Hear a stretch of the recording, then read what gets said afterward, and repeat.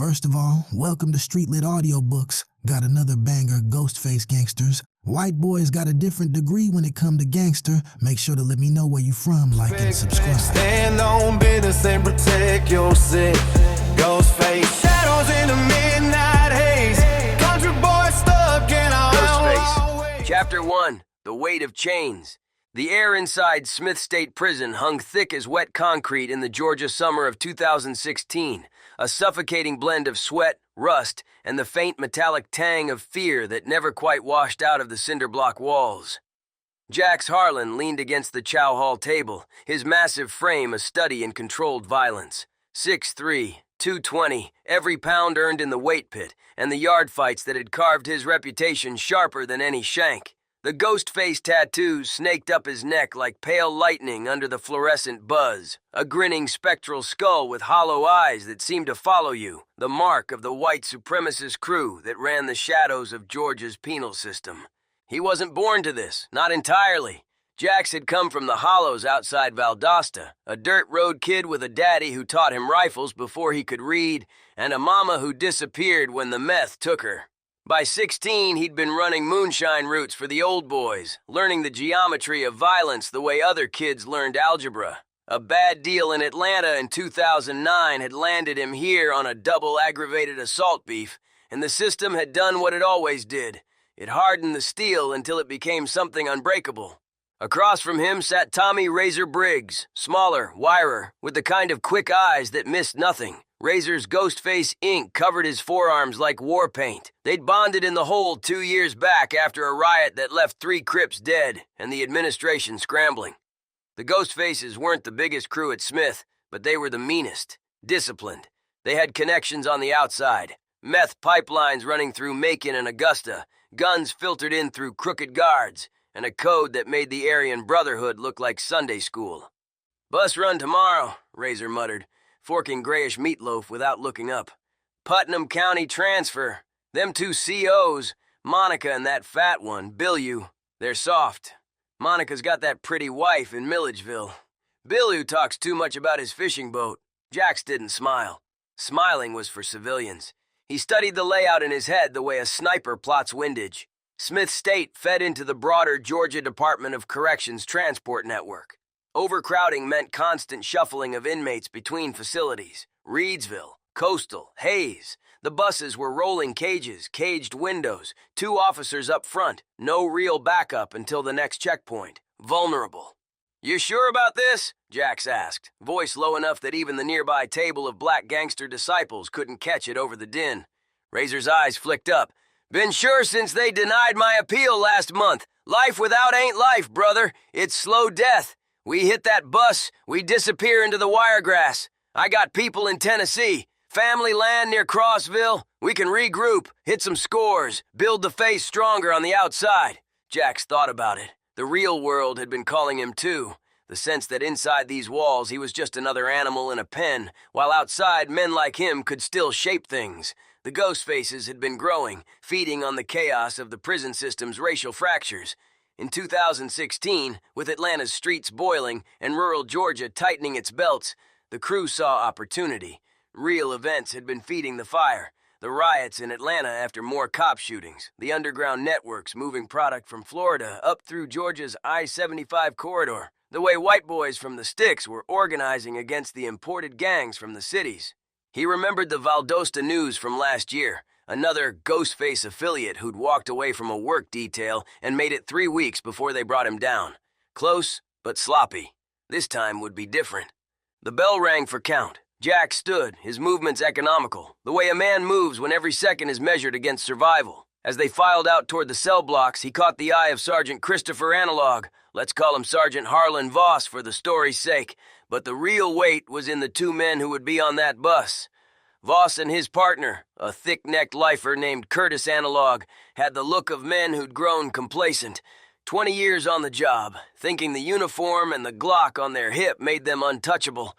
Night fell over Smith State like a shroud. Jax lay on his bunk, staring at the ceiling where someone had scratched a tiny ghost face years ago. He thought about the weight of the pistols they would take tomorrow. The power in that moment when the balance shifted. Outside, the Georgia pines whispered in the humid wind, carrying the scent of freedom and blood in equal measure. Chapter 2. The Spark. Dawn broke over the exercise yard in smears of orange and blood red, the kind of Georgia morning that promised heat stroke by noon. Jax and Razor moved through the routine with mechanical precision. Breakfast, meds line, then the call for transport. Their names had been on the list for weeks. A fabricated medical transfer to Augusta State Medical Prison.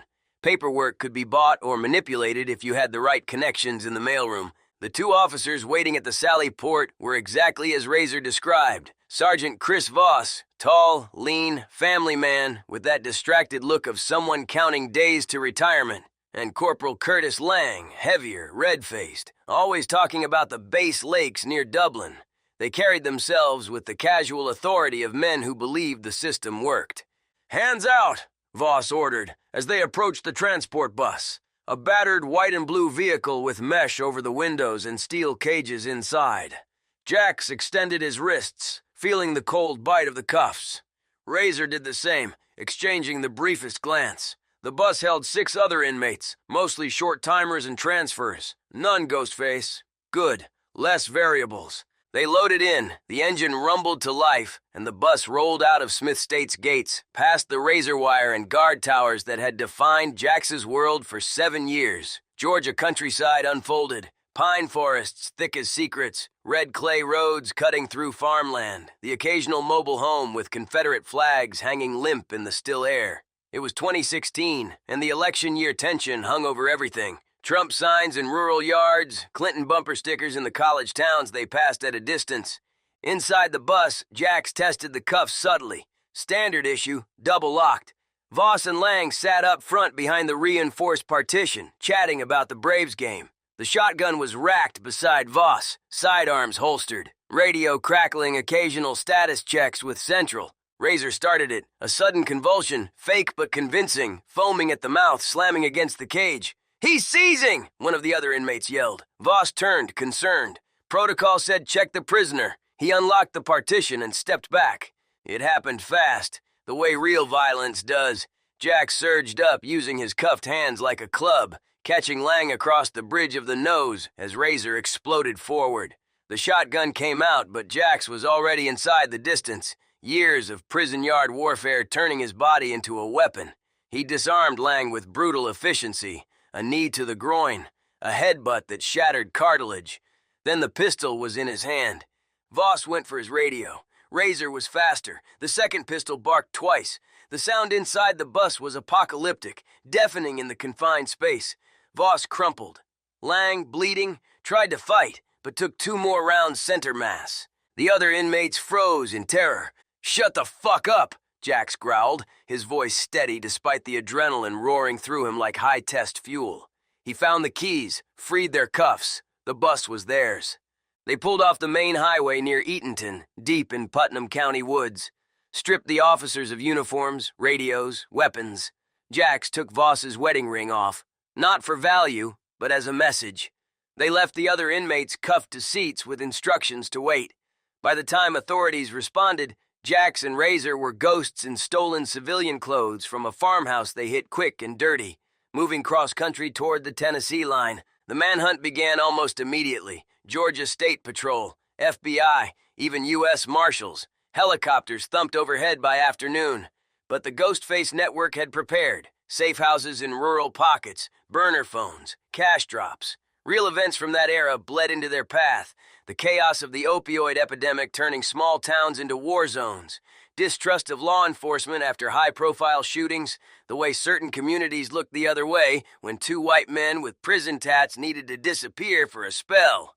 That first night, holed up in an abandoned hunting cabin near the Ocmulgee River, Jax cleaned the stolen Glocks with oil from a kit Razor had hidden months earlier.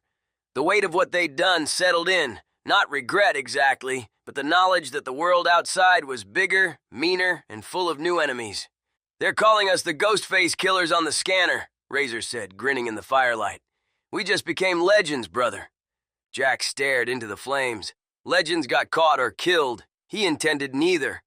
The Georgia night pressed close, alive with insects and distant sirens, and somewhere out there, the hunt was just beginning. Chapter 3. blood on the red clay. The Georgia backroads unwound like veins in a dying man's arm. Narrow strips of cracked asphalt cutting through pine thickets and fallow fields that hadn't seen a decent harvest since the boll weevils and the New Deal conspired to break the Old South. Jack's Harlan drove the stolen pickup they'd commandeered from that farmhouse outside Eatonton, the engine humming a low growl that matched the thunder in his chest. Razor Briggs rode shotgun, literally, the stolen Remington across his lap, barrel down, but ready. Behind them, the Putnam County woods swallowed the transport bus and the two dead men they'd left cooling in their own blood. It was late afternoon, the sun, a bloated orange eye sinking toward the tree line, casting long shadows that could hide a man or damn him. 2016 had been a year of fractures, Atlanta still simmering from the latest round of cop-involved shootings that the national media chewed on like raw meat, rural counties voting hard against the machine in Washington, and the opioid tide washing in from the Mexican cartels through Florida's ports, turning good old boys into nodding ghosts. The Ghost Face network fed on that rot.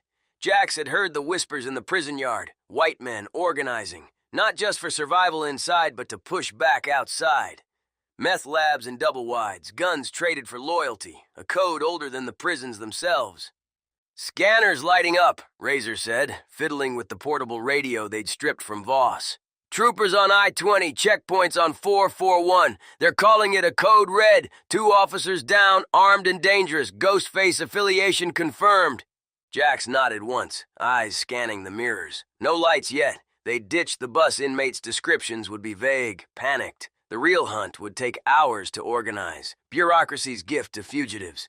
He thought about the geometry of escape the way a sniper calculates drop, avoid interstates, stick to county roads where pickup trucks blended in like camouflage, use the river systems as natural barriers. The Ocmulgee flowed south, but they were heading north toward the Tennessee line where Razor's kin held hollows deep enough to lose an army.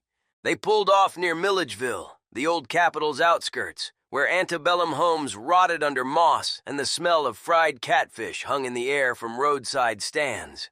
Razor slipped into a dollar store wearing a stolen ball cap, emerging with dye, clippers, and burner phones. In the truck bed under a tarp, they changed.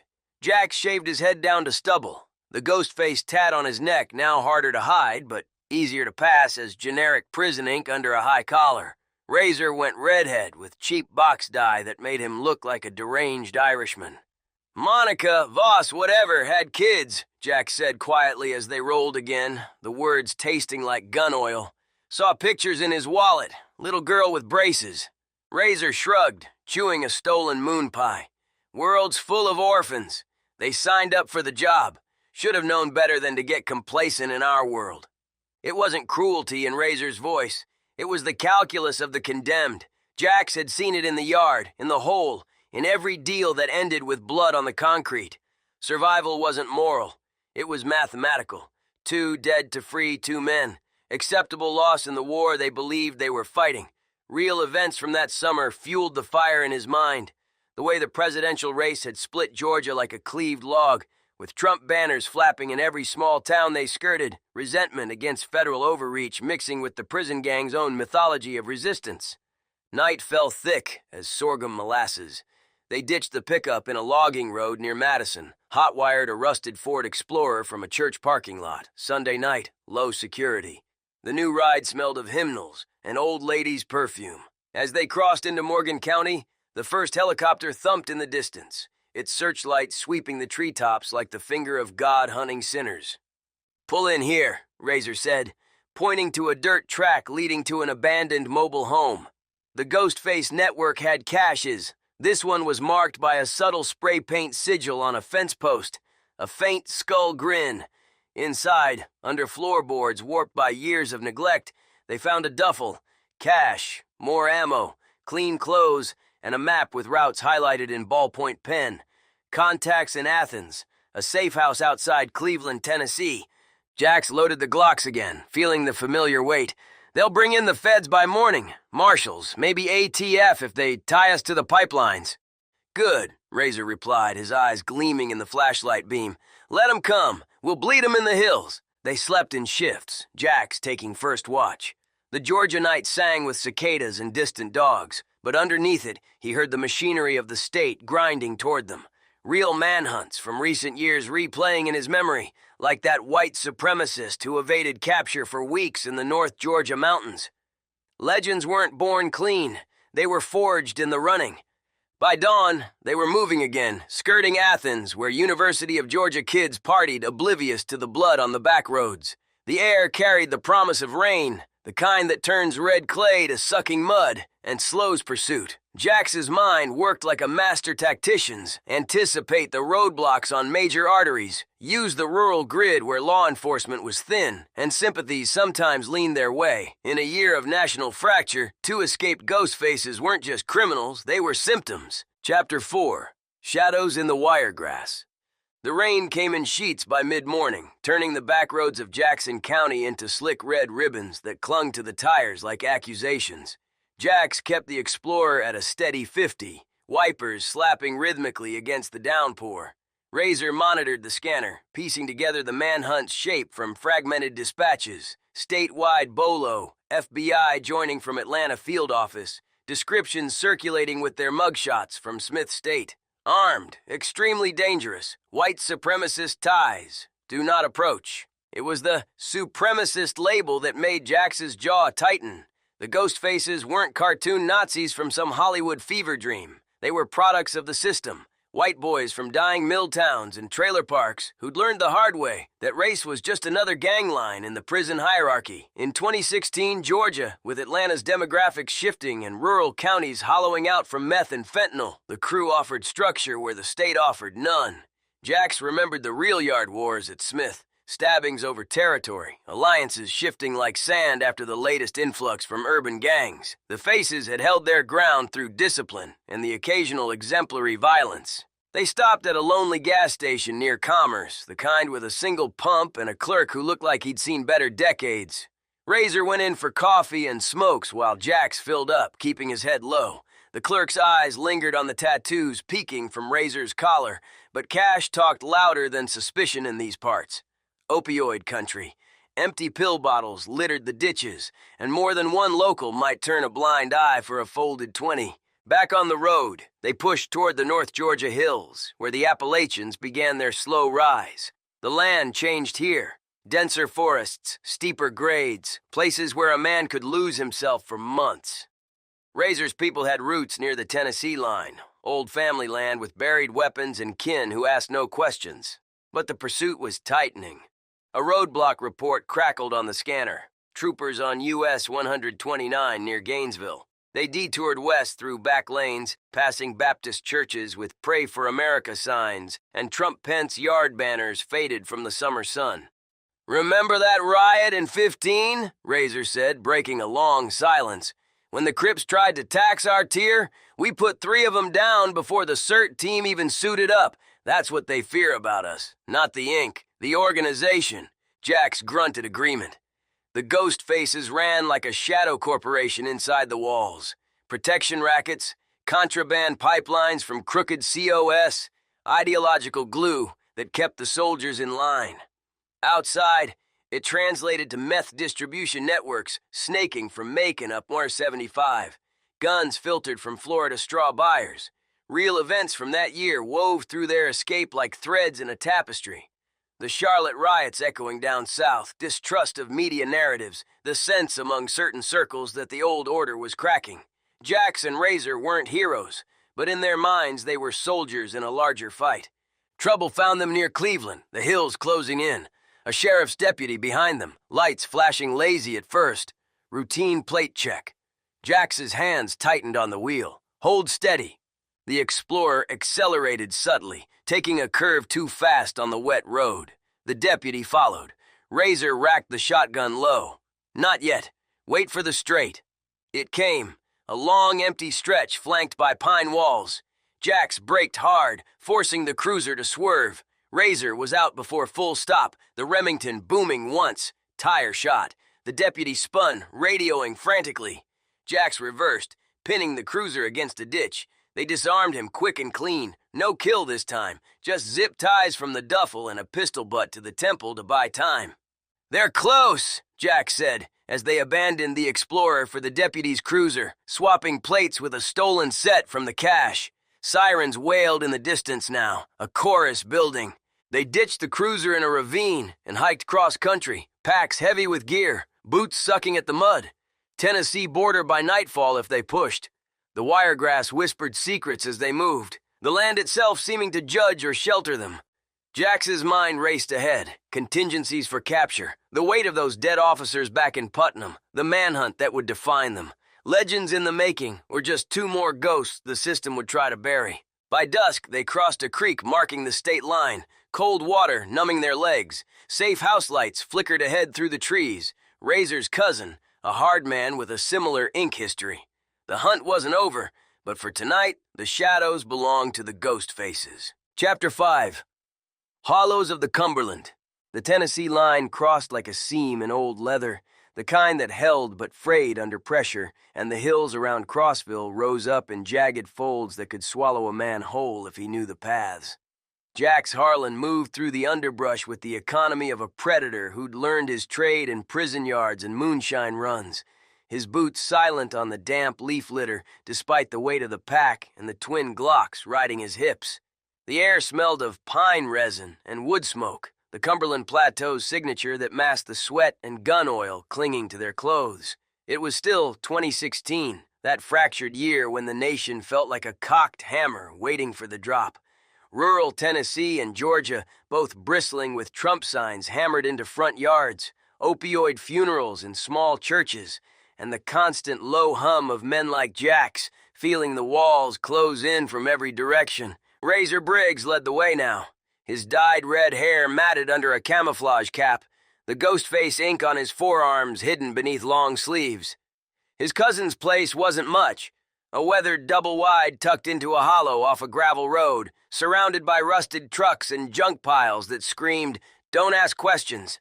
The cousin, a lean man named Earl with prison tattoos of his own from a stint in Brushy Mountain, met them at the tree line with a shotgun loose in one hand and a nod that said blood was thicker than badges. "Scanner's been yapping all day," Earl drawled, leading them inside where the air hung heavy with cigarette smoke and fried fatback. "Feds are all over it. 2 COS dead in Putnam. Ghostface tags all over the news. They're pulling in marshals from Nashville and Atlanta. You boys stirred up a hornet's nest." Jax dropped his pack and took stock.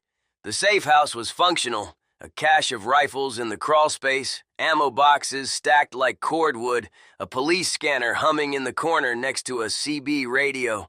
Real events from the summer filtered through the static, reports of cartel meth flooding up I-40, white working men organizing in the hills against the tide, the kind of undercurrents that made the ghost faces more than just prison muscle. They were a symptom of the rot, Jax thought, the way the system pitted men against each other until the strong forged alliances in blood. They ate in silence at first, beans from a can cornbread Earl's wife had left before she wisely disappeared to her sisters. Jax cleaned the stolen weapons methodically, breaking down the Glocks on the kitchen table under a bare bulb. The weight of Sergeant Voss and Corporal Lang lingered, not as ghosts exactly, but as markers on the ledger. 2 lives traded for freedom. In the yard at Smith State, such math was gospel. Out here, it invited the full machinery of the state. "Plan's the same," Razor said between bites, his eyes sharp as fresh ground glass. "Lay low 3 days, then push west toward Arkansas. Got contacts in the Ozarks who can hook us with new IDs, maybe a score to fund the next phase. Build the face stronger outside the walls." Earl grunted. "Y'all killed them boys clean? No witnesses talking?" "Clean as it gets," Jax replied, voice flat like a rifle report. He remembered the bus, the sudden explosion of violence, the way Voss's eyes had widened in that final second, the metallic stink of cordite mixing with Georgia pine air. It had been necessary. The transport runs were soft targets in an overcrowded system, and 2016's prison stats, riots in facilities from Reedsville to Valdosta, proved the fractures were widening. The ghost faces exploited them like cracks in concrete. Outside, rain pattered on the tin roof, turning the hollow into a muddy fortress. Jax took first watch, sitting on the porch with a scoped .308 across his knees. the night alive with whippoorwills and distant thunder. The manhunt was a living thing now. Real reports he'd heard in prison about multi-state pursuits, like that militia standoff up north or the endless drug war chases down south. Helicopters would sweep the ridges come dawn, dogs, infrared. But the hills remembered their own, and men like Jax had generations of evasion in their blood. Sleep came in fits on a sagging couch, dreams laced with Smith State's clang of bars and the grinning ghost face etched on cell walls. By morning, the radio brought details, press conferences in Atlanta with the governor vowing justice, family photos of the slain officers flashing on every channel Earl could pull in. The weight pressed, but so did the fire. The sense that they'd crossed into legend territory. 2 men against the machine in a year when machines were cracking everywhere. Chapter 6. The Hound's Breath. Dawn clawed over the Cumberland like a reluctant witness, painting the ridges in pale gold and deep shadow as Jax and Razor broke camp at Earl's place. The air was crisp with the promise of fall, carrying wood smoke from neighboring hollows where folks still heated with stoves and minded their own damn business. But the manhunt had teeth now. The scanner crackled with updates, FBI behavioral analysts painting them as highly organized white supremacists, roadblocks on every major artery from Crossville to Cookville, drone overflights testing the tree lines. It was the full weight of post-9/11 machinery turned inward, amplified by 2016's election fever and the opioid shadows lengthening across rural America. They moved on foot first, packs lightened to essentials, ammo, cash, 1 rifle, the pistols. Earl had provided a beat-up ATV for the initial push, its engine muffled as they navigated logging trails toward the deeper plateau country. Jax drove, Razor riding rear with the shotgun, eyes scanning for movement. The ghost face tattoos itched under fresh bandages. They'd burned off the most obvious ones with a hot knife the night before, a prison trick that left raw scars but bought time. "They're using the real events against us," Razor muttered as the ATV bounced over roots. "Tying us to that Atlanta cop shooting last month, the gang sweeps in Macon, makes us bigger targets." Jax nodded, throttling down at a creek crossing. The water ran cold and clear, masking their tracks. In truth, the ghost faces had loose ties to those things. Protection rackets inside, distribution outside, but the media spun it into a grand conspiracy because it fit the narrative of a divided nation. White boys from the sticks rising up, or so the headlines screamed between Trump rally coverage and Clinton emails. Jax didn't care for politics. He cared for power, the kind earned in blood and held with discipline. They ditched the ATV in a thicket and hiked, the terrain turning rugged with limestone outcrops and caves that could hide an army. Real history whispered here, Civil War guerrillas, moonshiners dodging revenuers, modern meth cooks using the same hollows. The manhunt's breath grew hot by midday. A distant dog bark echoing off the ridges, the whump of a helicopter to the south. They went to ground in a shallow cave, weapons ready, breathing shallow as the search party passed a quarter-mile below. Hours dragged. Jax's mind turned tactical, dissecting the pursuit like a master hunter field dressing game. Stephen Hunter's prose would paint this as chess with bullets, the geometry of sight lines, the wind carrying scent, the psychology of men who hunted other men. He calculated escape vectors, push to the Caney Fork River, raft sections at night, then vanish into the national forest. Razor's contacts in Arkansas promised new papers, a fresh pipeline for the faces, guns south, product north, ideology binding it like rebar in concrete. Tension broke at dusk. A lone tracker, some local deputy with a hound on a long lead, crested the ridge too close. The dog bayed. Jax moved like liquid shadow, closing the distance in seconds. No shots. Too loud. Instead, a brutal hand-to-hand. Forearm crushing the windpipe, knee to the solar plexus. The deputy dropped, alive but out. They zip-tied him to a sapling, took his radio and sidearm, and melted back into the green.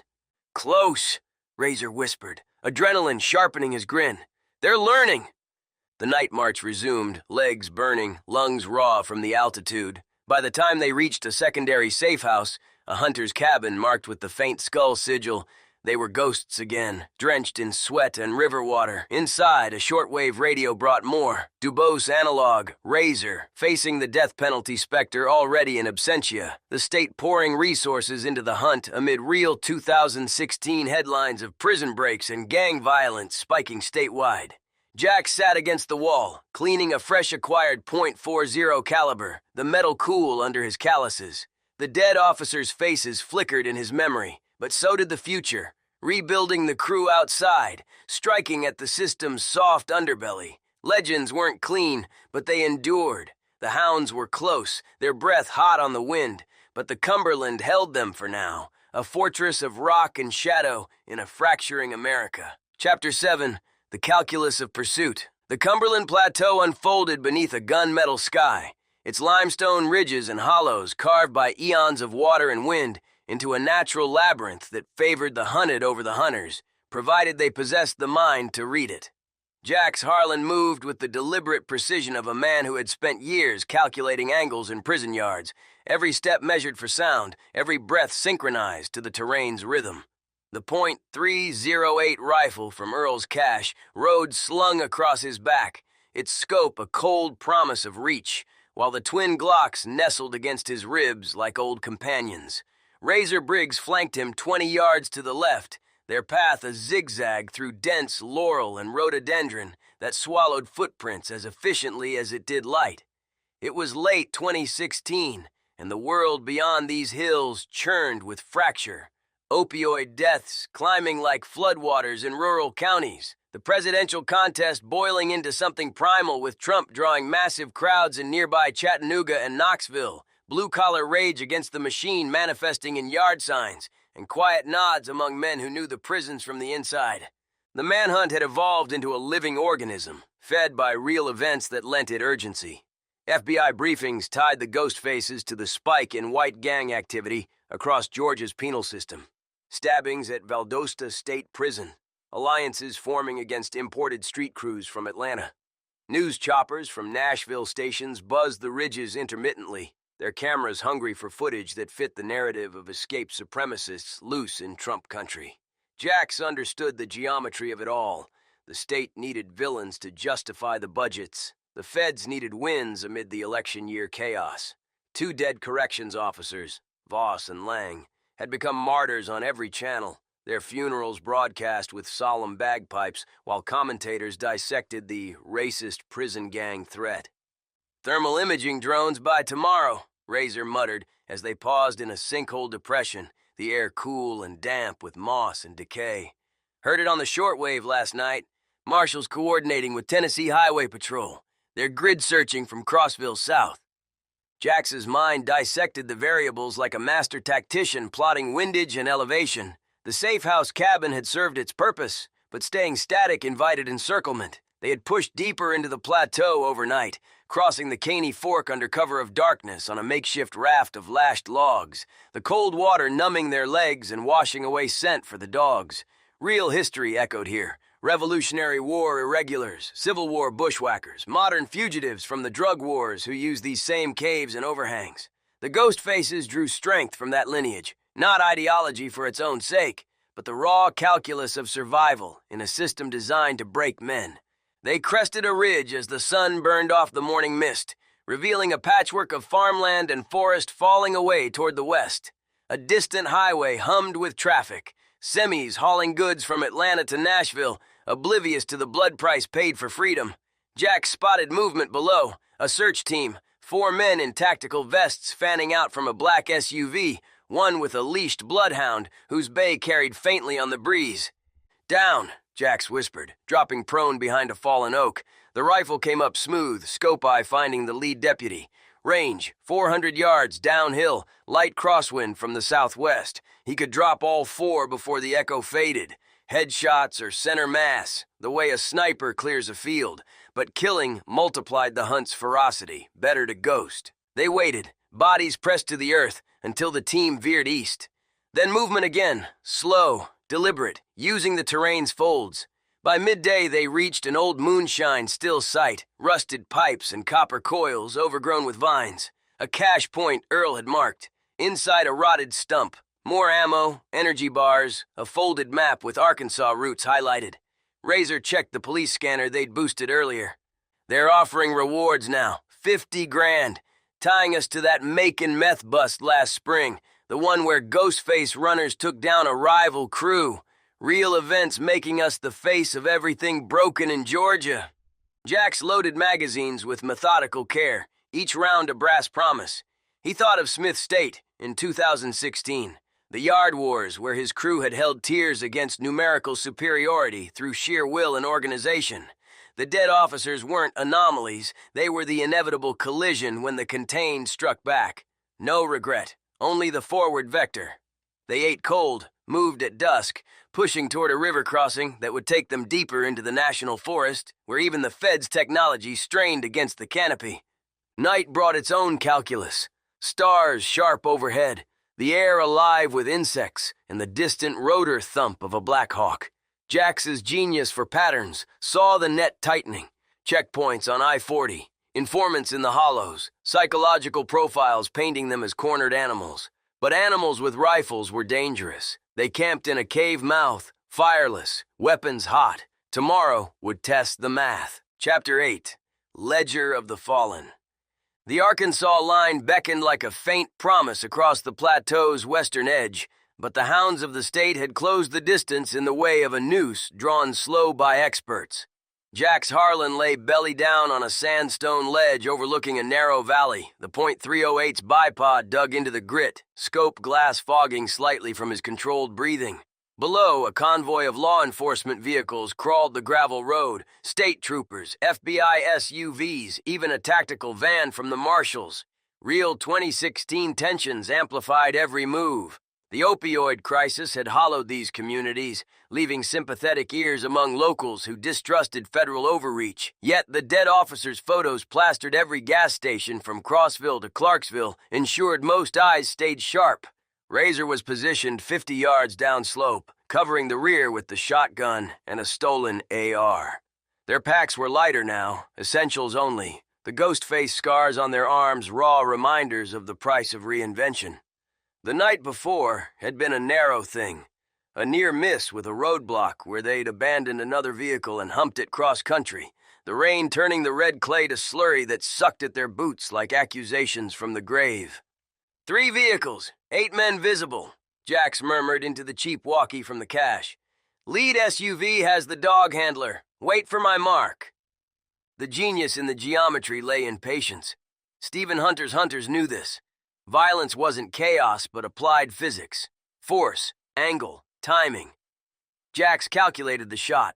350 yards, slight uphill, wind negligible. 1 round through the engine block of the lead vehicle would stall the convoy, buying chaos, but escalation risked everything. Instead, they waited for the patrol to pass a choke point flanked by steep drops. It came at twilight, the valley floor shadowed while the ridges still held light. Jack squeezed once, suppressed report like a cough. The trail vehicle's tire exploded, sending it veering into the ditch. Shouts erupted, men scrambling for cover. Razor opened from the flank, not lethal, but harassing. Buckshot into the tree line to pin them. The response was immediate. Return fire stitching the rocks, radios crackling for air support. Jax and Razor melted back, using the ridge's spine as cover, legs pumping in a controlled retreat honed from yard chases and evasion drills. Bullets cracked overhead, supersonic snaps that tested the nerves, but the terrain favored the prepared. They crossed a creek at speed, cold water shocking the system, then doubled back in a classic feint to confuse trackers. Hours later, holed in another abandoned cabin marked by the faint skull, they assessed. Razor's shoulder bled from a graze, superficial, but a warning. The scanner lit with fury. Suspects engaged officers near Jamestown, heavy weapons, Ghostface confirmed. National news now, tying into the summer's prison riots and gang sweeps across Georgia and Tennessee. The governor's presser in Atlanta invoked the slain officers' families, real human cost woven into the political fabric of a nation choosing sides. Jax dressed the wound with kit from the duffel, his hands steady as a surgeon's. They want us desperate. Dead or alive headlines sell. But we play the long game. Arkansas by week's end, then the Ozarks. Rebuild there, The faces need operators outside now more than ever. Memories of Smith State intruded. The stifling heat of 2016, the way overcrowding had forced alliances and betrayals, the Ghostface code that turned boys into soldiers. Voss and Lang had been collateral in that larger ledger. No saints on either side, just men navigating a fracturing republic where prisons were pressure cookers and the streets offered no mercy. They moved again before dawn, the hills whispering approval or judgment. It mattered little. The manhunt stretched taut, but Jax's mind held the pattern. Anticipate, adapt, endure. Legends emerged not from ease but from the fire. In the distance, sirens wailed anew, the hounds relentless, yet the ghost faces slipped through the cracks like smoke on the wind. Chapter 9. Fractures in the Ridge. The Ozark foothills beckoned across the state line like a siren's veiled promise, a labyrinth of ancient rock and dense hardwood where a man could disappear into the green and emerge something harder, something forged. Jax Harlan pressed his back against the rough bark of a white oak, the .308 resting across his thighs, barrel still warm from the earlier harassment fire.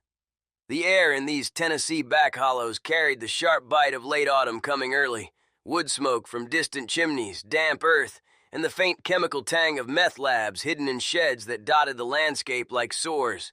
It was 2016, a year when the ground itself seemed to tremble under the weight of division. Trump rallies drawing thousands in nearby towns, their chants echoing the same resentments that filled Smith State Prison's tears, fentanyl and heroin cutting through rural veins like a prison shank. Atlanta's streets still raw from protests that pitted cop against citizen in endless loops on cable news. Razor Briggs crouched 10 yards away, his shoulder wound bandaged tight, but seeping a dark stain through the gauze. The Grays from the Jamestown Ridge fight had slowed them, but not broken the rhythm. They had slipped the immediate cordon by doubling back through a limestone cave system Earl had sketched on the map. Old smuggling routes from moonshine days repurposed for the Ghostface network. Real events from that summer wove through their flight like barbed wire. The national fixation on prison gangs after a series of high-profile stabbings in Georgia facilities. The way white supremacist crews like theirs were painted as the new domestic terror, while street organizations from the cities expanded unchecked. Jack saw the pattern with a sniper's clarity. Divide and conquer, the system's oldest tactic, turning men into tribes fighting over scraps inside concrete walls and dying towns. They're shifting resources west, Razor whispered, ear pressed to the scanner. FBI field office in Memphis lighting up, linking us to that big meth pipeline bust outside Macon in July. Ghostface runners took out 2 MS-13 affiliates. Makes us the poster boys for the whole damn collapse. Jax adjusted the scope, sweeping the valley below, where a thin line of searchers moved in a skirmish line, dogs baying intermittently. The geometry favored them here. Elevation advantage, interlocking fields of fire, natural choke points where one well-placed round could turn pursuit into panic. He didn't fire. Not yet. Killing multiplied the equation's variables, brought in more feds, more drones, more heat. The dead officers back in Putnam County already weighed enough. Sergeant Voss with his family photos, Corporal Lang and his fishing stories, collateral in the war of containment versus breakout. In Smith State's yard in 2016, such trades were daily currency, stabbings over territory, alliances sealed in blood when the administration looked away. They moved at full dark, packs heavy with resupplied ammo from a drop point marked by a faded skull etched into a trail sign. The terrain punished, steep descents slick with fallen leaves, creeks swollen from recent rains that masked their crossing but chilled the bone. Jax's mind worked the problem like a master hunter dressing out a kill. Anticipate the grid patterns of the manhunt. Exploit the thinness of coverage in these forgotten counties, where local deputies harbored their own grudges against federal intrusion. The Ghostfaces thrived on that fracture.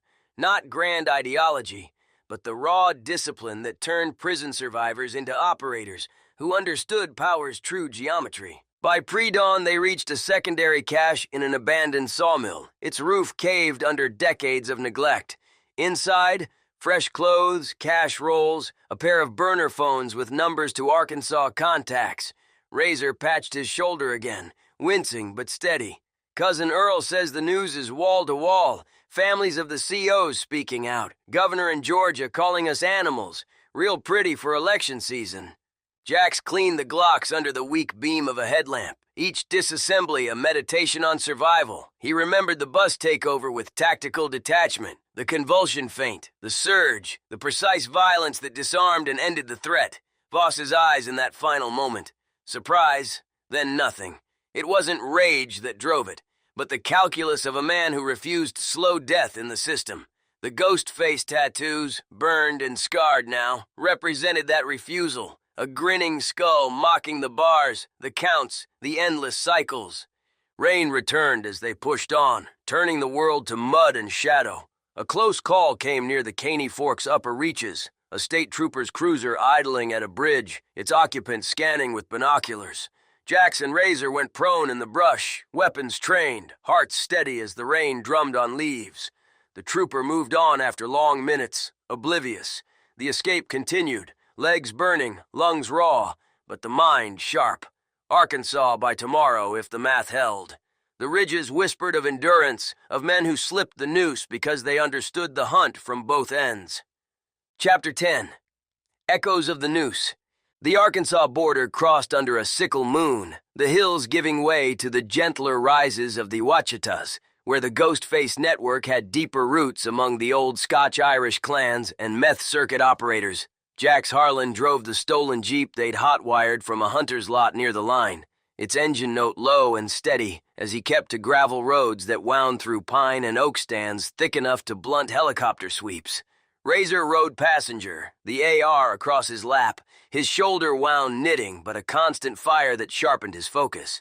The year 2016 pressed close even here, rural radio stations blaring talk of the coming election, stories of factory closures and pill mills, the same undercurrents that had swelled the ranks of crews like theirs inside Smith State.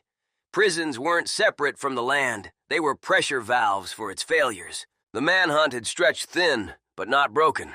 Scanner traffic spoke of multi-agency task forces, reward money climbing, profiles on national news tying Jax and Razor to the broader wave of prison violence that summer, riots in Reedsville, gang hits in coastal state, the ghost faces emerging as the disciplined core amid the chaos. Real blood had been spilled in those yards, Jax knew. His own crew enforcing codes when the administration played favorites. The Putnam bus hijacking was escalation. Yes, 2 COS down, Voss and Lang reduced to case files. But it was the inevitable spark when containment failed. They pulled into a safe house outside Mena, a modular home set back in the trees with a Confederate battle flag faded on the porch, and a man named Harlan, distant kin to Jax's own blood, waiting with coffee and rifles. The interior smelled of gun oil and boiled peanuts. "Fed's been sniffing around the county twice," Harlan said, voice gravel from years of hard living. "Tying you boys to that Florida gun pipeline that fed Georgia pens last spring. You're bigger than you know." Jax ate mechanically, mind mapping the next vector. The Ozarks proper waited further west, deeper hollows, sympathetic networks, opportunities to rebuild the face as an external force. Meth distribution refined, guns moved with precision, alliances against common enemies. No dreams of revolution, just the tactical truth. Power flowed to those who organized in the shadows. Razor outlined the plan over the table. New ink to cover scars, contacts in Oklahoma for papers, a score on a rival crew's stash to fund expansion. Trouble arrived before midnight. A tip, perhaps from a neighbor, perhaps coerced, brought vehicles up the long drive. 2 SUVs, lights off, but engines audible. Jax killed the interior bulb, weapons up. The geometry was tight. House as fortress, tree lines for retreat, limited ammo. "Hold positions," he ordered, voice calm as range commands in the yard. The first breach attempt came at the back door. Razor's AR barked twice, precise center mass hits dropping the lead Federal. Return fire shattered windows, stitching the walls. Jax worked the .308 from a side window, dropping one engine block to pin their mobility, then shifting to suppress. Bullets cracked close, plaster dust filling the air like prison chow hall smoke. The fight was brutal calculus, angles, reloads, the snap of supersonic rounds testing nerves honed in Smith State's worst riots. They extracted through the basement crawl, Harlan covering with a shotgun as Jax and Razor humped into the woods. Sirens built in the distance, the noose tightening again. A running gun battle through the trees. Razor taking another graze, Jax delivering a disabling shot to a pursuer's leg. They reached a pre-staged truck, engine hot-wired in seconds, and roared west into the night. Breathing hard in the cab, blood and sweat mixing, Jax felt the legend solidify. The dead officers echoed, the manhunt roared, but the ghost faces endured. Arkansas night swallowed them, the hills promising harder tests ahead, where survival would demand every ounce of the tactical genius forged in Georgia's concrete tombs. The noose pulled, but the blade was still in their hands. Chapter 11. The Ozark Reckoning.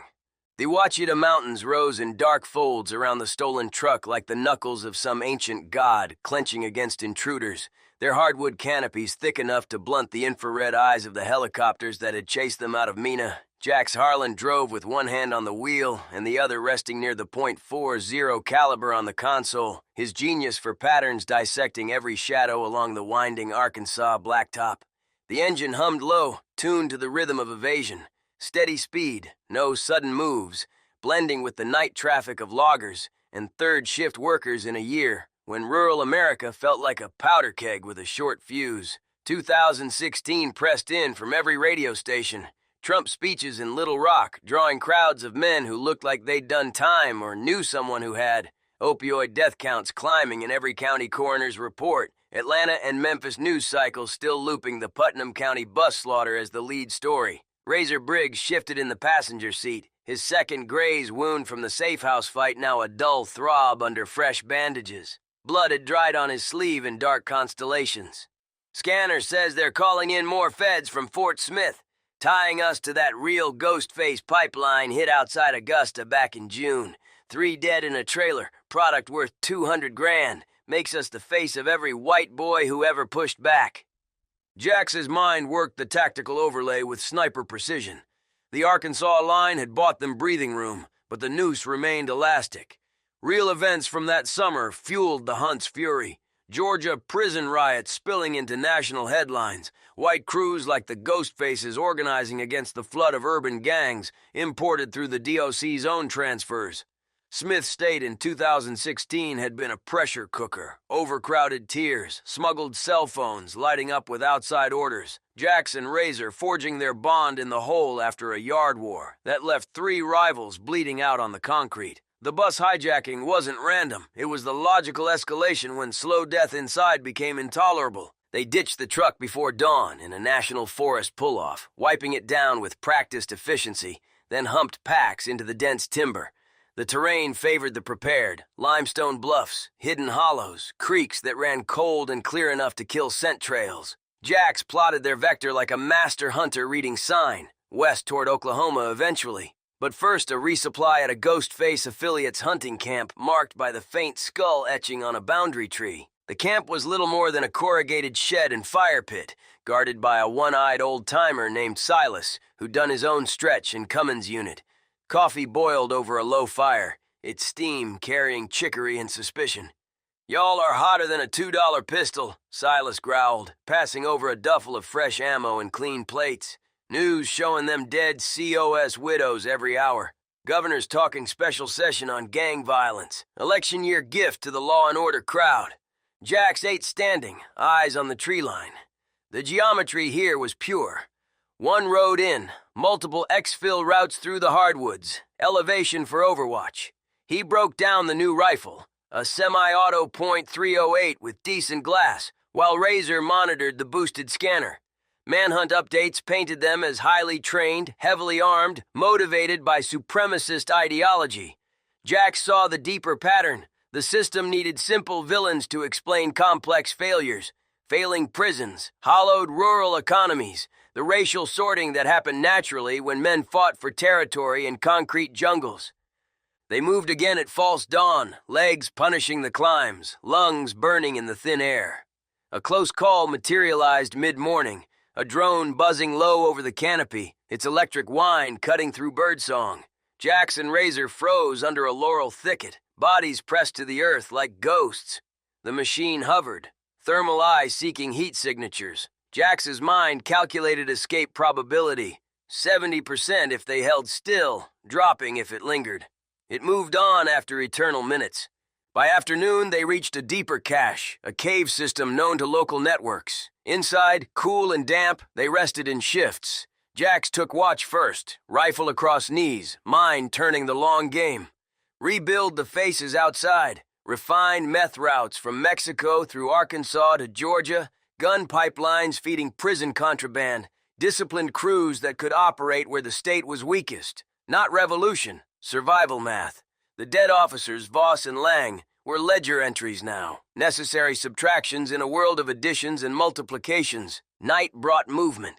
They pushed toward a rendezvous with a contact who promised Oklahoma plates and better papers. The hills whispered of endurance, but sirens in the distance spoke of pursuit tightening again. The Ozarks tested men, and Jax Harlan was built for the test. Genius in violence, patience in the hunt.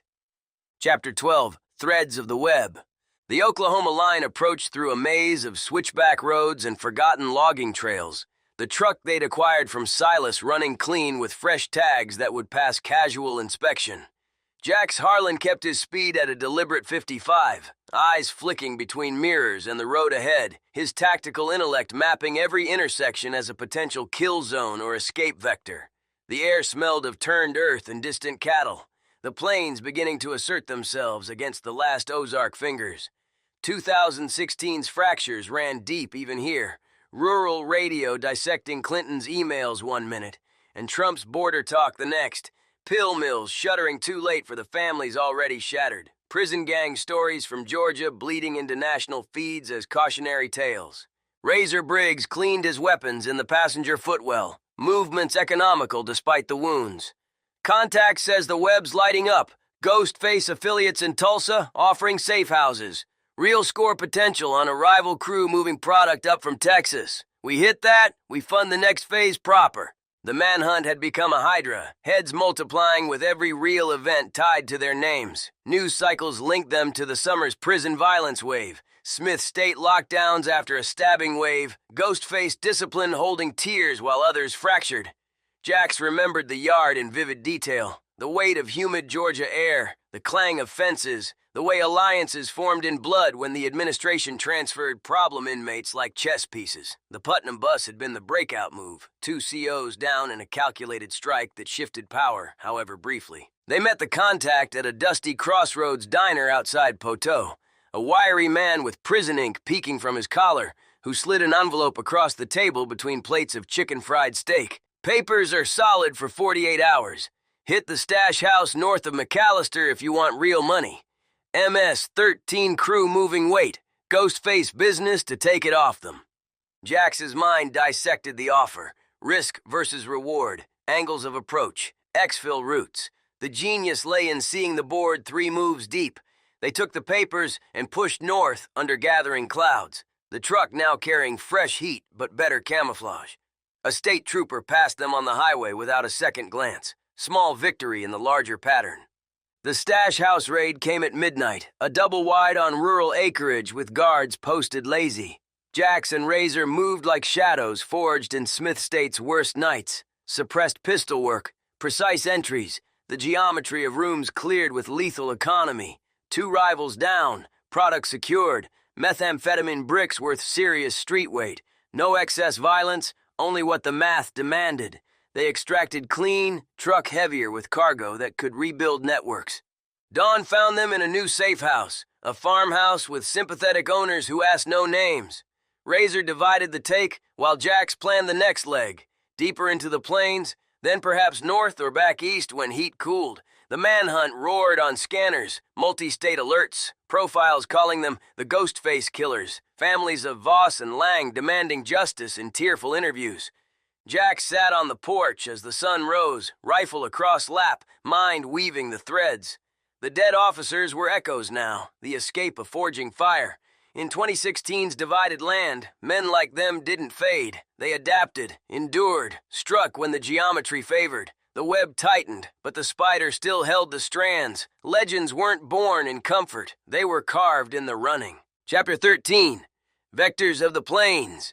The Oklahoma plains stretched out like a vast green and brown checkerboard under a sky the color of weathered steel, the kind of open country that could hide a man in its folds or expose him like a target on a firing range. Jack's Harlan guided the stolen farm truck along a county road flanked by wheat stubble and oil pump jacks, nodding like mechanical vultures, his hands steady on the wheel, while his mind calculated every variable with the cold precision of a man who had survived Smith State Prison by reading the yard the way a sniper reads mirage and wind.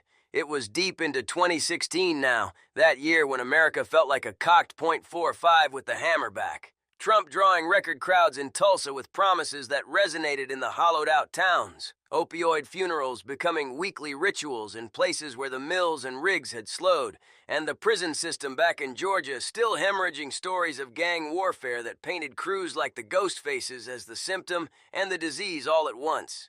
Razor Briggs rode with the AR resting barrel down between his knees, his wounds scabbing under loose shirts but his eyes sharper than ever, the ghost face scars on his forearms now deliberate war paint rather than liability. The meth cargo from the McAllister stash house sat secured in the bed under tarps, its street value a war chest that could rebuild networks from Arkansas to the Florida Panhandle.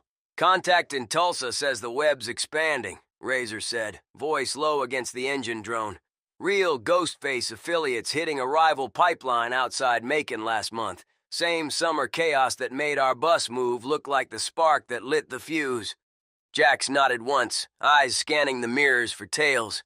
The manhunt had stretched across state lines like a spider's silk, sticky and patient. FBI bulletins tied them to the broader 2016 wave of prison violence. Smith State lockdowns after tear stabbings, transfers that inadvertently spread the Ghostface code like a virus through Georgia's DOC facilities. Real events bled into the legend. Atlanta headlines screaming about white supremacist gangs organizing against the flood of street crews from the cities. Rural sheriffs quietly nodding at the resentment building in trailer parks and hollows. Voss and Lang, the two COs left cooling on that Putnam County bus, had become symbols now, their funerals politicized fodder between election ads. They pulled into a safe house outside Stillwater, a nondescript farmhouse owned by a retired roughneck with faded prison ink and a distrust of badges that ran bone deep. The man, called Graves, met them at the barn with a pump shotgun loose in one hand. "Y'all stirred the hornets good. News has your faces on every screen between here and Atlanta. Tying you to the opioid routes coming up from Texas. Ghostface muscle protecting the cookhouses while the cartels push fentanyl." Inside, under bare bulbs that cast long shadows across oil-stained floors, Jax broke down the weapons with ritualistic care. The .308 received fresh glass alignment, the Glocks stripped and oiled until they gleamed like instruments of applied physics. His genius lay in seeing the patterns others missed, the geometry of pursuit, where federal resources thinned in the vastness of the plains, where local sympathies sometimes tilted toward men who looked like they came from the same dirt roads and county jails. Smith State in 2016 had taught him that. Overcrowded cell blocks where alliances formed in the weight pit and the chow line, where the ghost faces enforced a discipline that turned scattered white boys into something lethal and cohesive. They planned deep into the night over black coffee and maps spread across a kitchen table scarred by years of hard use. Razor traced routes north toward Kansas, where more contacts waited with ID packages and distribution lines. Jax plotted contingencies, ambush points if the net closed. Exfil through Indian Nation land where jurisdiction tangled like old barbed wire. The meth cargo would move through Ghostface hands, funding guns that filtered back into Georgia prisons via crooked guards, strengthening the crew for the long war against the system that caged them. A close call tested the math before dawn. Headlights swept the long drive. Local deputy on a tip, perhaps, or routine but deadly. Jax killed the lights and positioned at a side window, rifle up. Razor took the rear. The deputy approached, cautious flashlight beam cutting the dark. Jax's finger rested on the trigger guard, calculating drop and win zero. No shot. Instead, Graves stepped out with a plausible story about kin visiting, the deputy buying it after tense minutes of small talk about the election and the price of diesel. The vehicle retreated down the drive, taillights fading like distant warnings. Jax exhaled slow, the weight of the planes pressing in. The dead officers echoed in memory, the bus takeover's sudden violence, the precise brutality that had bought their freedom. Not rage, but vector math, force applied at the exact point of weakness. In 2016's fracturing land, two Ghostface soldiers weren't fugitives, they were harbingers. The planes swallowed them again as they moved at first light, the war chest heavier, the legend sharper. Chapter 14. Patterns in the Dust. Dust devils danced across the Kansas line like ghosts warning of the storm to come.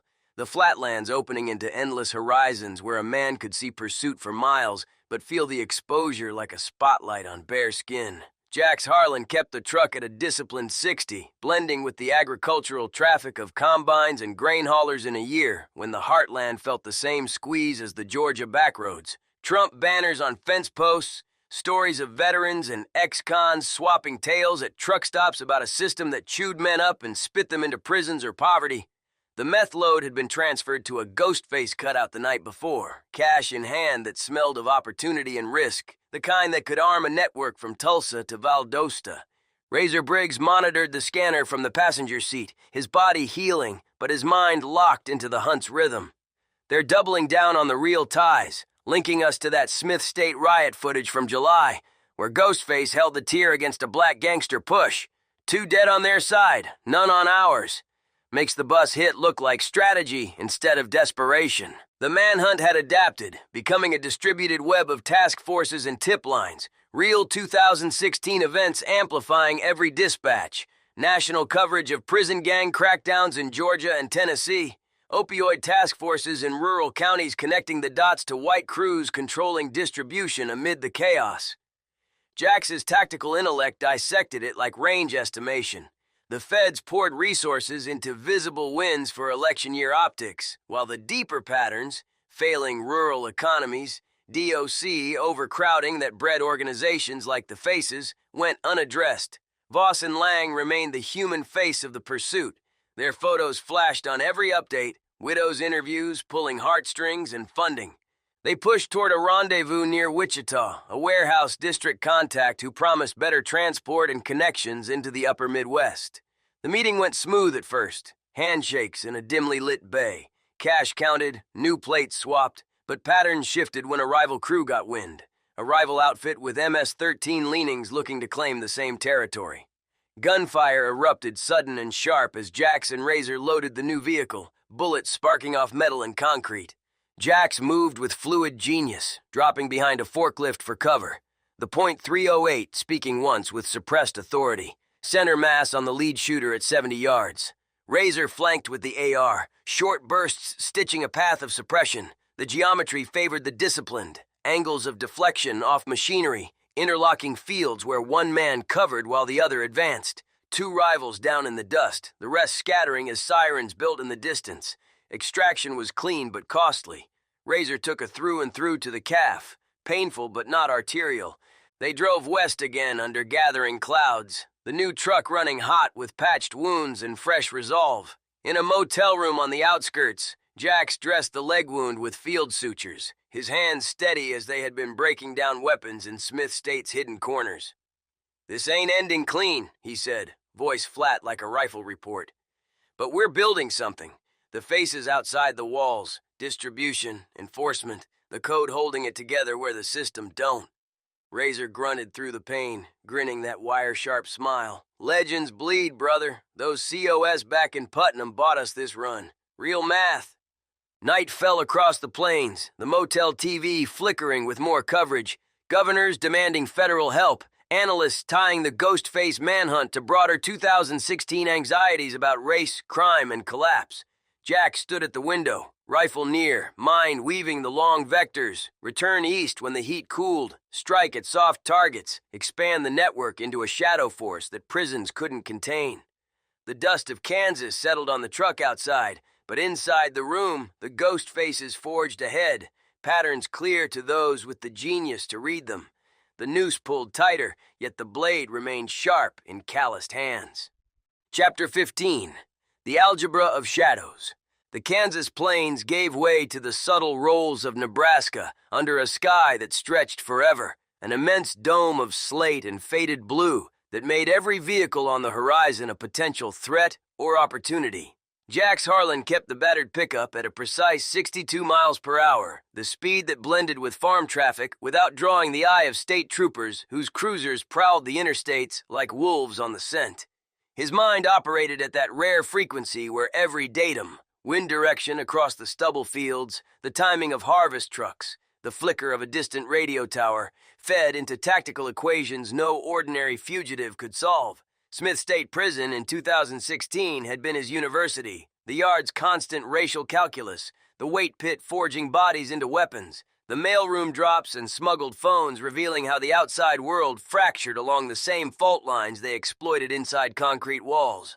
Razor Briggs propped his bandaged calf on the dash, the through and through from the Wichita warehouse fight now a tight, angry line stitched with fishing line and superglue. Pain sharpened him rather than dulled. Tulsa contact just burned through on the burner. FBI's linking us to that real summer spike in Georgia gang hits. Ghostface crew took down a Latin King lieutenant in Reedsville right before our bus move. They're painting the whole thing as one coordinated uprising. Jax's lips thinned in something too cold for a smile. The geometry was elegant in its brutality. Real events from that year wove through their legend like rebar in poured concrete. Atlanta's ongoing protests after police shootings, rural counties voting their resentment in polling booths, the opioid tsunami turning hollow-eyed kids into customers for the very pipelines the Ghostfaces now controlled from the outside. Voss and Lang, the two corrections officers dropped on that Putnam County transport bus, had become the human cost that justified the machinery grinding after them. Multi-state task forces, facial recognition at truck stops, profiles on every evening newscast framing two escaped white supremacists as symptoms of a nation coming apart at the seams.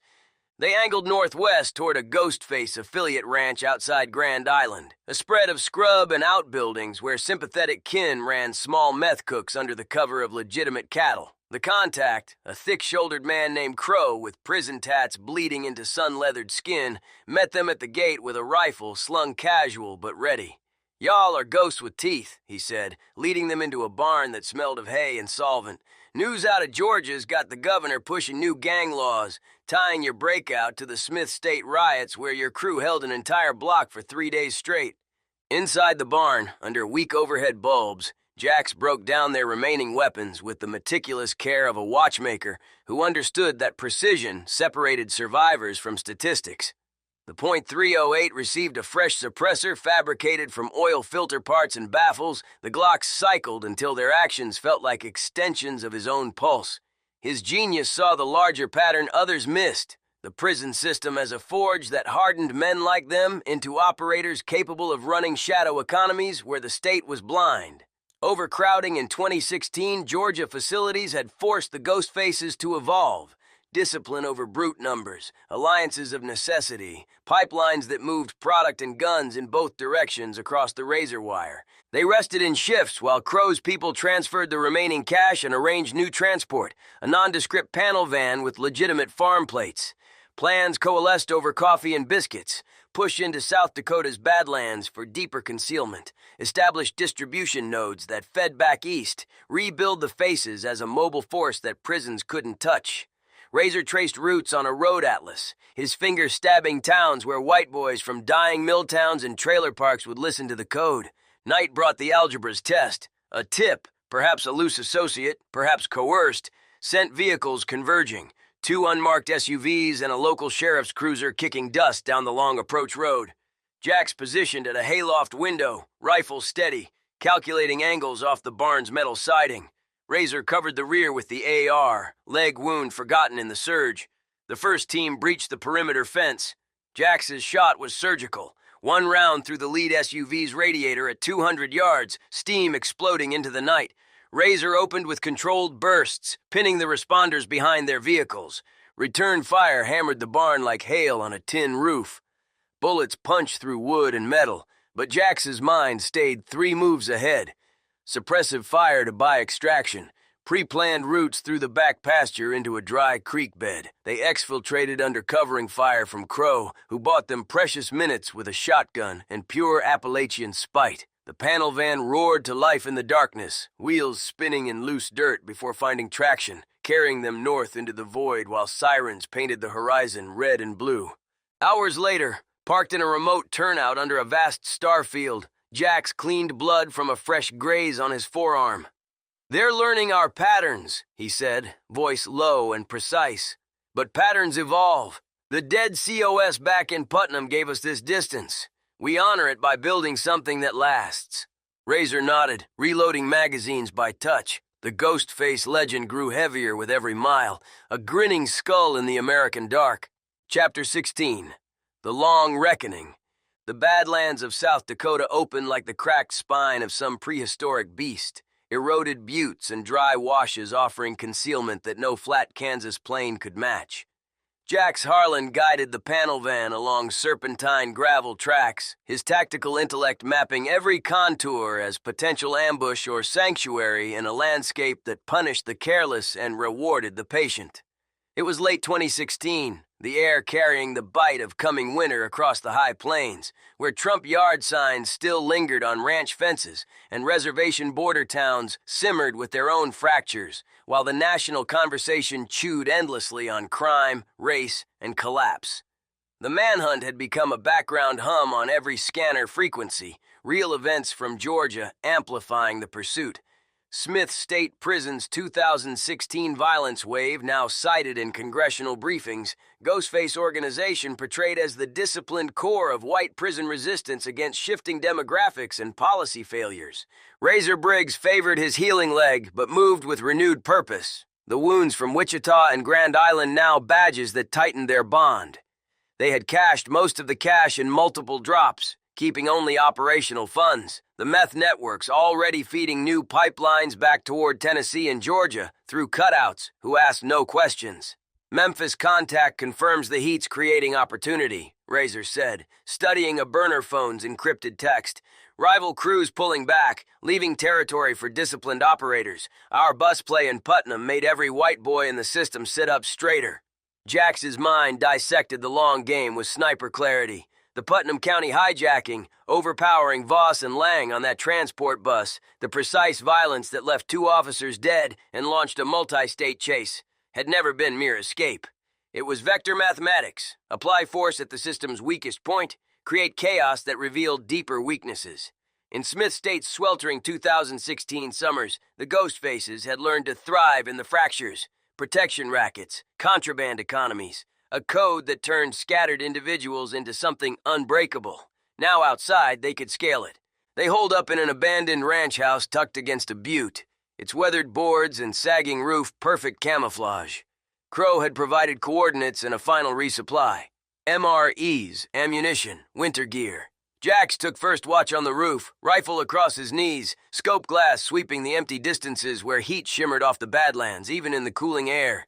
His thoughts turned inward with rare depth, the boy from Valdosta Hollows who had learned rifles before reading, the man forged in Georgia's penal crucible into something the state now feared. No remorse for the slain officers, only the recognition that every ledger required balancing.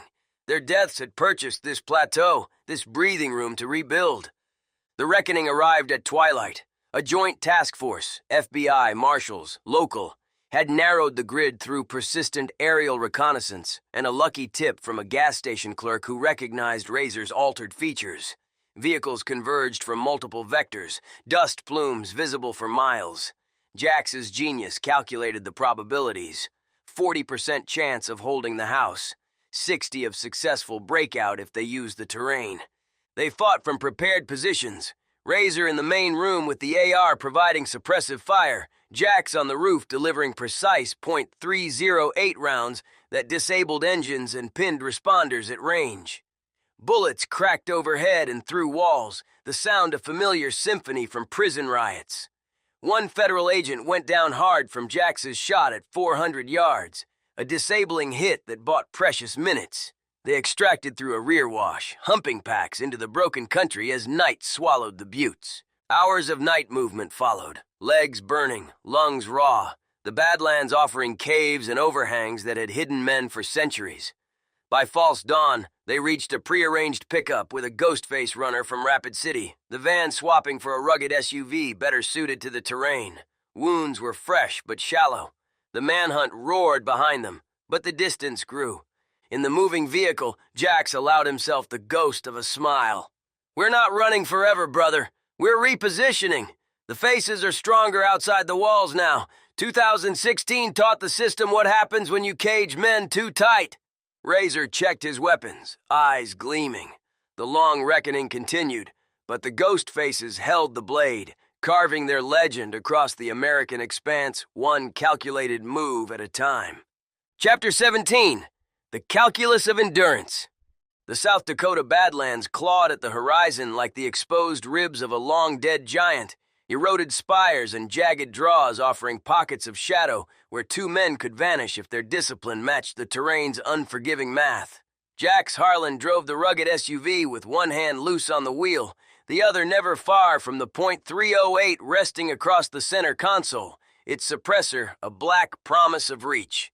His mind processed the landscape in vectors and probabilities, sightlines from every butte, wind drift across the dry washes, the exact timing needed to slip between aerial sweeps that had grown relentless since the Grand Island firefight. Smith State Prison in the sweltering summer of 2016 had schooled him in this exact geometry, reading the yards, shifting alliances, the way a sniper reads mirage, turning confinement into preparation for the wider war outside the wire. Razor Briggs sat with his injured leg stretched as best the cab allowed, the calf wound now a puckered scar line that pulled with every bump but no longer slowed his reloads. The ghost face ink on his neck peeked above the collar of a stolen Carhartt jacket, a grinning skull that seemed to mock the pursuit. "Rapid City Runner says the network's swelling," Razor reported, burner phone held low. "Real Ghostface hits back in Georgia. 2 more rival crew bodies dropped outside Augusta last week. They're crediting our breakout for lighting the fuse. Feds are throwing every resource at us to stop the spread." Jax's jaw tightened, eyes scanning the rear view where dust devils spun like warnings. The manhunt had evolved into something almost elegant in its persistence. FBI coordination with marshals and local tactical teams, real 2016 events weaponized against them in every briefing. Atlanta news cycles loop footage of Smith State lockdowns, tier wars where the ghost faces had held discipline, while others fractured under overcrowding and forced integration. Opioid pipelines from Florida through Georgia's I-75 corridor fed the same resentments that now sustained their shadow economy out here. White boys from dying towns organizing where the system had failed them. Voss and Lang, the 2 corrections officers executed on that Putnam County transport bus, remained the moral cudgel. Photos of grieving families flashed between election coverage and stories of rural collapse. They pushed deeper into the Badlands toward a prearranged cache in a remote canyon. The SUV's tires crunching over loose rock that could betray them with a single misstep. Crow's people had left supplies in a collapsed miner's shack. Ammunition crates, MREs, winter sleeping bags against the sharpening nights, and a shortwave radio crackling with fragmented law enforcement traffic. Jax set up overwatch on a nearby ledge while Razor sorted gear, the rifle's scope glass pulling distant ridgelines into sharp relief. 400 yards, 600, every potential threat measured and filed. The larger pattern revealed itself as they ate cold rations under starlight. The Putnam hijacking had never been simple escape. It was applied force at the system's softest point. Complacent transport officers, predictable routes, the arrogance of a corrections bureaucracy that believed its cages unbreakable. In Smith State's 2016 reality, Jax had watched the ghost faces grow from survival clique to organized power. Protection for white inmates against numerical superiority, contraband pipelines that funded external alliances, a code that turned scattered rage into structure. Now outside, that structure could scale. Meth distribution, refined through Arkansas and Oklahoma nodes, guns filtered back into Georgia facilities, disciplined crews striking where law enforcement stretched thin. A test came before midnight. Headlights probed the canyon mouth. 2 vehicles, tactical spacing, moving slow with infrared capability. Jax's genius calculated instantly. Ambush probability high if they held position, better to displace and counter. They ghosted upslope, using the eroded terrain for cover, weapons hot. Razor's AR provided base of fire from a secondary ledge while Jax took the long shot. The suppressed .308 spoke once, twice, radiators destroyed at distance, engines dying in steam and silence. Shouts echoed. Return fire stitched the rocks, but the responders were pinned, calling for air support that would arrive too late. Extraction was a controlled withdrawal through draws that funneled pursuers into kill zones they wisely avoided. By dawn, the SUV was miles away, swapped for a nondescript ranch truck at another Ghost Face drop. Wounds were minor. The legend grew heavier. Jax allowed the ghost of satisfaction as the planes opened again. Endurance was its own victory. Each mile another equation solved in the long war. Chapter 18. Edges of the Blade. The North Dakota line crossed under a bitter wind that cut across the prairie like a straight razor, the land flattening into endless wheat stubble and sky that pressed down with winter's first breath. Jax Harlan kept the ranch truck at a disciplined pace, blending with the sparse traffic of grain haulers and oilfield pickups in a region where men still carried the same wary independence that had forged Ghostface discipline inside Georgia's walls. His tactical mind never rested, mapping alternate routes around Bismarck, calculating response times for highway patrol based on scanner patterns, reading the human terrain in every gas station clerk's glance. 2016's fractures ran deep here too. Trump support strong among the working rigs and farms, opioid shadows lengthening in reservation border towns, national news still hammering the Ghostface manhunt as a symbol of unchecked prison radicalization. Razor Briggs worked the fresh burner, leg wound healed enough for quick movement, his wiry frame coiled like a spring despite the accumulated miles. Contacts confirmed the web's holding, he said, voice low. Back in Georgia, Smith State's on partial lockdown again after another yard clash. Our crew enforced the code clean. No losses on our side. The bus play in Putnam made every white boy with ink sit taller. They're calling us the Spark. Jack saw the elegant brutality in it. The real events of that summer. Riots spilling from Reedsville to Coastal. Ghostface organization providing structure amid the DOC's failures had amplified their escape into something mythic. Voss and Lang were not forgotten. They were the blood price paid for this freedom, two officers whose complacency on a routine transfer had shifted the balance. Jax remembered the bus with tactical detachment, the feigned seizure, the surge inside the cage, the precise violence that disarmed and ended the threat in seconds. No excess, only mathematics. They angled toward a safe house outside Minot, a farmhouse run by extended kin of Razor's Tennessee bloodline, who asked no names and offered hot meals and fresh weapons. The interior smelled of coffee and gun oil, maps spread across the kitchen table under a single hanging bulb. Jax broke down the .308 with ritual precision, aligning the optics while planning the next vector. Eastward repositioning when heat cooled, striking soft targets in the Midwest distribution nodes, feeding resources back into the Ghostface heartland. Not flight, but repositioning for greater reach. The crew outside the walls could now arm and organize what the prisons had only contained. Tension peaked at dusk. A coordinated sweep, local deputies backed by federal intel, rolled up the approach road in force. Jax positioned at the upstairs window, rifle steady, while Razor covered the barn. The geometry favored defense. Elevated fields of fire, pre-cleared lanes, escape routes through the back fields into sheltering draws. The first team breached the perimeter. Jax's shot dropped a tire at 300 yards, forcing chaos. Razor's AR barked in controlled bursts, pinning responders. Bullets tore through siding and glass, the sound a familiar roar from Smith State's worst nights. They fought for 8 precise minutes. Suppression, displacement, a final covering barrage that allowed extraction into the waiting truck. One Federal went down hard. Another took a disabling round to the shoulder. No celebration, only cold assessment as they roared north into gathering darkness. Wounds were superficial. The blade remained sharp. In the cab, hours later, under a vast prairie night, Jack spoke with the quiet authority of a man who had mastered violence's algebra. We don't end here. The faces grow stronger in the running. 2016 showed the system's cracks. We carved them wider. Razor checked his magazines, the ghost face grin on his arm catching faint dashboard light.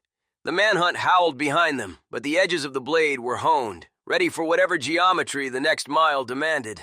Legends were not born in stillness. They were carved in motion, one calculated trigger pull at a time. Chapter 21. The Reckoning at the Edge. The winter wind across the Montana high plains screamed like a wounded thing, driving needles of ice that stung the face and blurred the line between earth and sky into a white hell. Jack's Harlan lay prone on a frozen ridgeline, the .308's bipod dug into the crust like claws, its suppressor a black extension of his will. Below, in the shallow valley where the last Ghostface cache had been betrayed, the full weight of the manhunt had finally converged. FBI hostage rescue team operators in white camouflage, marshals with long rifles, local deputies stiffened by months of frustration. It was still 2016 bleeding into the new year, that fractured season when America seemed poised on a knife's edge, and two men from Smith State Prison had become the living proof that cages could not hold what the system itself had forged. Razor Briggs was 20 yards to his left, AR-15 tucked into a snow berm, his breath fogging in controlled bursts, despite the blood seeping from a fresh wound in his side. The leg from Wichita had healed only to be torn again in the North Dakota firefight. "They're using the real playbook now," Razor whispered into the encrypted bone mic, "tying us to every Ghostface hit from Macon to Augusta last summer. That Putnam bus, Voss and Lang, it's the anchor. They want blood for blood." Jax's eye stayed fused to the scope, the genius intellect dissecting the geometry with lethal serenity. 300 yards, slight downhill, wind from the northwest at 12 knots, gusting. The operators moved like professionals, bounding overwatch, suppressing fire positions, but they had chased legends across half the continent and grown weary. Smith State's 2016 lessons burned in Jax's veins. The yard riots where Ghostface discipline turned numerical disadvantage into slaughter. The transport bus where two complacent corrections officers had died in 8 seconds of applied violence. This was the final equation. No more running. The blade came down here. The first probe team crested the far ridge. Jax exhaled half a breath and squeezed. The suppressed .308 coughed once. The lead operator spun backward, center mass, his white gear blooming dark. Chaos erupted. Return fire stitched the ridgeline, snow exploding in geysers. Razor opened up in short, disciplined bursts, pinning a flank element behind a snowcat. Bullets cracked overhead with that familiar supersonic whip, the sound Jax had first learned in Georgia pine thickets as a boy, then perfected in prison shanks and weight pit brawls. They fought like men who had already died once on that Putnam County bus. Jax shifted positions twice, each move a calculated vector. Drop one Federal at 400 yards through a narrow gap in the rocks, then suppress the command vehicle until its windows starred and died. Razor took a round through the shoulder but kept firing, his curses mixing with the ghost face code they had carried from Smith State's sweltering tears. The valley became a killing floor of applied physics, angle, force, timing. Real events from their escape flashed through Jax's mind. The rain-slicked Georgia backroads, the Cumberland caves, the Ozark gunfight, the Kansas warehouse dust, the frozen Badlands chases. All of it led here. A grenade arced too close. The explosion lifted Jax momentarily, shrapnel burning across his ribs like Georgia summer heat. He rolled, came up firing, dropping another operator who had closed to 150 yards. Razor's AR went dry. He switched to pistol, grinning that wire-sharp death's head smile even as blood painted the snow. "Worth it, brother. The faces live." The net closed. Helicopters thumped overhead now, their spotlights cutting the blizzard like judgment. Jax's final shot took out the lead tactical commander at extreme range, a master stroke of windage and patience. But numbers and technology won the algebra. Razor took 3 more rounds going down the draw, still fighting, still cursing the machine.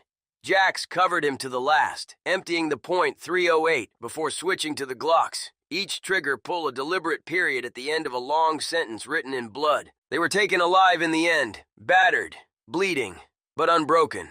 Ghostface skulls staring defiant from scarred flesh as the operators zip-tied wrists that had once held power over life and death on that Georgia transport bus. Chapter 22, The Grinning Skull Endures.